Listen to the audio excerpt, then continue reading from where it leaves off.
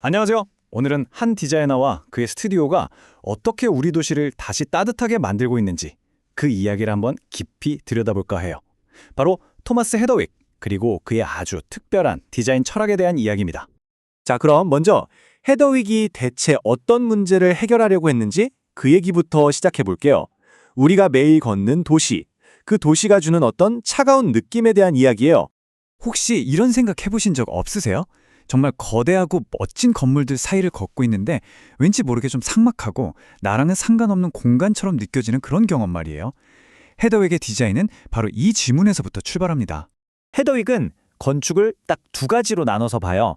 한쪽에는 그냥 크기만 하고 인간적인 감정을 전혀 고려하지 않은 그가 말하는 지루한 건축이 있고요. 다른 한쪽에는 우리를 반겨주고 따뜻한 경험을 선물하는 관대한 건축이 있죠. 그의 비판은 당연히 전자를 향해 있습니다. 그럼 이 차가운 도시에 대한 헤더윅의 해법은 뭘까요? 그게 바로 그의 디자인 철학의 핵심, 휴먼 터치, 우리말로 하면 인간적인 손길입니다. 이 문장, 이게 헤더윅 철학의 거의 모든 걸 말해준다고 할 수 있어요. 아무리 스케일이 어마어마한 빌딩이라도 결국 우리 마음에 남는 건 내가 직접 만져본 문손잡이의 차가운 느낌이나 발밑에서 느껴지는 바닥의 질감 같은 그런 사소한 디테일이라는 거예요. 그러니까 휴먼 터치라는 게 뭐냐면요. 그냥 눈으로 와 멋있다 하고 끝나는 게 아니에요.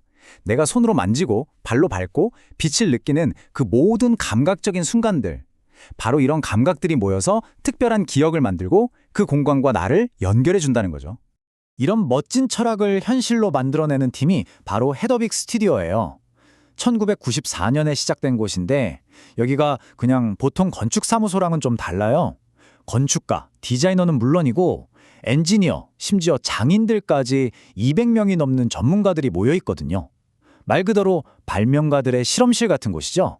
자, 그럼 이 철학이 실제 건물에서는 어떻게 나타나는지 진짜 재미있는 작품들 한번 같이 보실까요?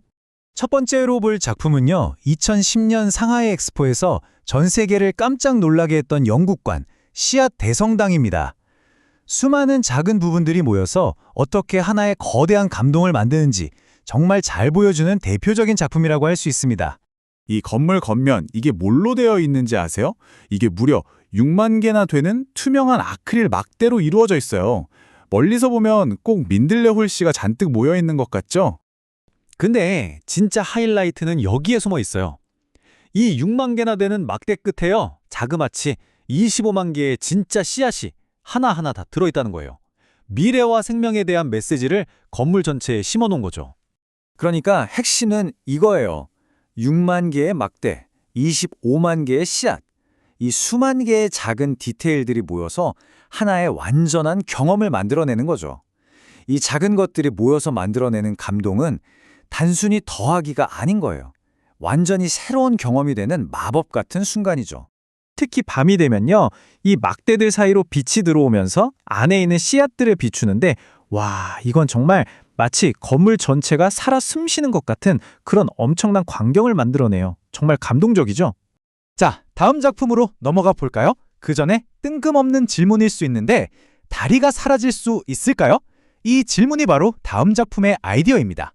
이게 런던에 있는 놀링 브릿지라는 건데요. 평소에는 그냥 사람들이 건너다니는 다리예요.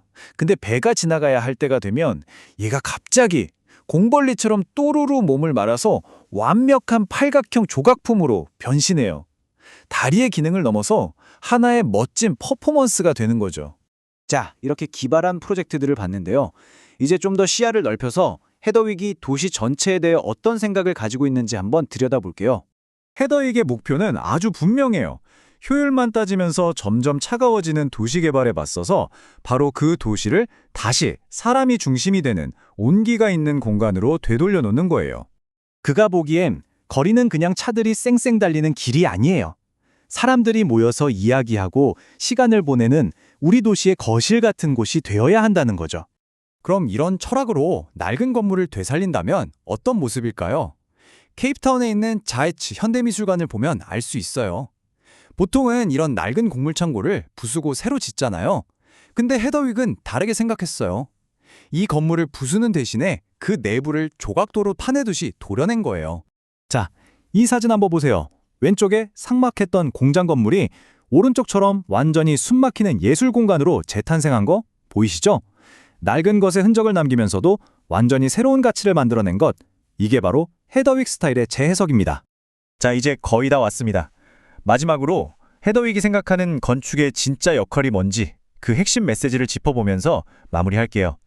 헤더윅은 이렇게 말해요.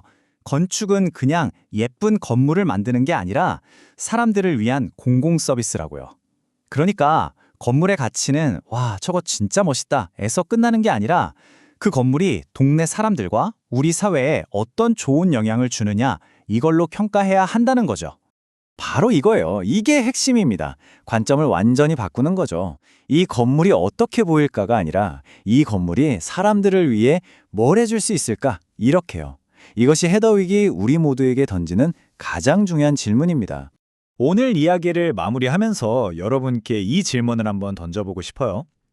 만약 우리 주변의 모든 건물과 공간들이 어떻게 보일까가 아니라 사람들이 저 안에서, 저 주변에서 어떻게 느낄까를 먼저 고민하고 만들어진다면 과연 우리의 도시는, 우리 동네는 어떤 모습으로 바뀔까요? 지금 계신 곳에서 한번 주변을 둘러보세요.